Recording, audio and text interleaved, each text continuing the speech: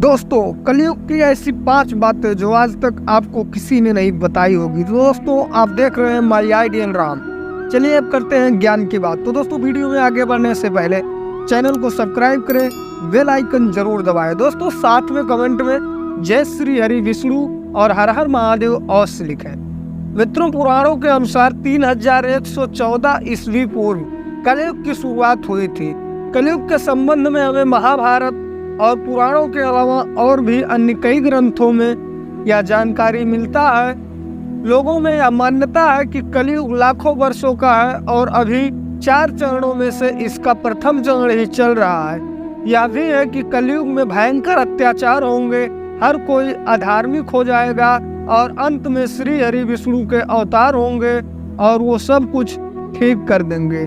तो दोस्तों, आइए जानते हैं कलयुग से जुड़े ऐसे ही 5 बातें। दोस्तों, नंबर 1 पे कब प्रारंभ हुआ था कलयुग। दोस्तों, इस युग का प्रारंभ अश्विन माह के कृष्ण पक्ष की त्रयोदशी तिथि को हुआ था।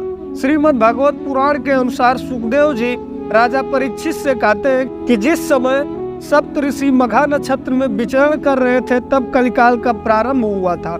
वहीं दोस्तों, आर्यभट्ट के अनुसार महाभारत के युद्ध के 3136 ईसा पूर्व को हुआ था। मित्रों, महाभारत युद्ध के 35 वर्ष पश्चात भगवान श्री कृष्ण ने देह छोड़ दी थी और तभी से कलयुग का आरंभ माना जाता है। मित्रों, भागवत पुराण के अनुसार श्री कृष्ण के देह छोड़ने के बाद 3102 ईसा पूर्व कलिकाल का प्रारंभ हुआ था। दोस्तों, पुराणों के अनुसार यदि हम सही गणना करें तो 3114 ईसा पूर्व कलयुग की शुरुआत हुई थी। दोस्तों, नंबर 2 पे कौन सा कलयुग चल रहा है, आइए ये जानते हैं।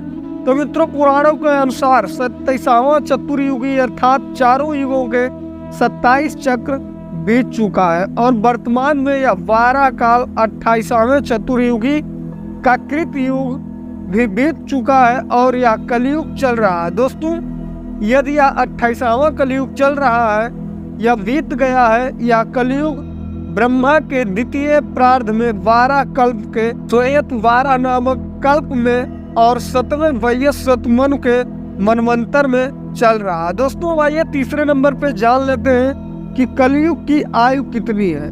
तो दोस्तों, कलयुग की आयु देवताओं के वर्ष के गणना से 12 वर्ष का अर्थात मनुष्य की गणना की जाए तो उसके अनुसार 4,32,000 वर्ष की मानी जाती है। दोस्तों, युग के बारे में कहा जाता है कि एक युग लाखों वर्षों का होता है, जैसे कि सतयुग लगभग 17,28,000 वर्ष और वही त्रेता युग 12,96,000 वर्ष और मित्रों द्वापर युग 8,64,000 वर्ष और कलयुग 4,32,000 वर्ष का बताया गया है। तो आइए दोस्तों, चौथे नंबर पे जानते हैं कि कब समाप्त होगा कलयुग। दोस्तों, श्रीमद् भागवत पुराण के 12 स्कंद के अध्याय 2 और श्लोक 24 में बताया गया है कि कलयुग कब समाप्त होगा। मित्रों, जब चंद्रमा, सूर्य और बृहस्पति कर्कट नक्षत्र में एक साथ होते हैं और तीनों एक साथ चंद्र भवन पुष्य में प्रवेश करते हैं, ठीक उसी क्षण सत्य या कृत का योग शुरू होगा, यानी कलयुग का अंत होकर सतयुग प्रारंभ होगा। दोस्तों, महाभारत वन पर्व अध्याय 190 श्लोक 88, 89, 90 और 91 श्लोक में भी यह कहा गया है कि जब कृष्ण में चंद्र, सूर्य और बृहस्पति एक राशि पर समान अंशों में आएंगे तो सतयुग प्रारंभ होगा।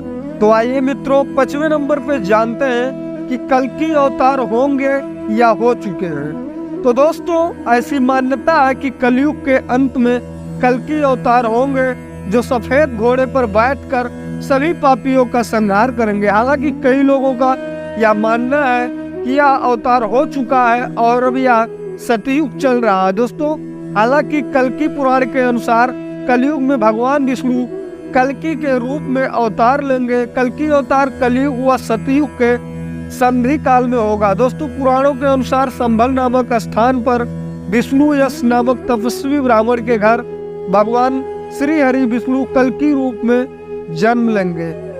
कल्कि देवदत्त नामक घोड़े पर सवार होकर संसार से पापियों का विनाश करेंगे। और पुनः धर्म की स्थापना करेंगे। दोस्तों संभल नामक गांव भारत में कई प्रदेशों में है। कई लोग इसे उत्तर प्रदेश का गांव मानते हैं, जबकि उड़ीसा में एक संभल नामक प्रसिद्ध स्थान है। और स्कंद पुराण के 10वें अध्याय में स्पष्ट वर्णित है कि कलयुग में भगवान श्री हरि विष्णु का अवतार कल्कि के रूप में संभल नामक ग्राम में होगा। मित्रों, अग्नि पुराण के 16वें अध्याय में कल्कि अवतार का चित्रण तीर कमान धारण किए हुए एक घुड़सवार के रूप में किया गया है और वे भविष्य में होंगे। कल्कि पुराण के अनुसार वह हाथ में चमचमाती हुई तलवार लिए सफेद घोड़े पर सवार होकर युद्ध और विजय के लिए निकलेंगे तथा सभी राक्षसों को पराजित करके पुनः सनातन धर्म का राज स्थापित करेंगे। दोस्तों इसके विपरीत कुछ अन्य पुराण और बौद्ध काल के कवियों की कविता और गद्य में ऐसा उल्लेख व गुणगान मिलता है कि कल्कि अवतार हो चुका है। वायु पुराण के दोस्तों अध्याय 98 के अनुसार कल्कि अवतार कलयुग के चरमोत्कर्ष पर जन्म ले चुका है और इसमें विष्णु की प्रशंसा करते हुए दत्तात्रेय, व्यास कल्कि विष्णु के अवतार कहे गए हैं।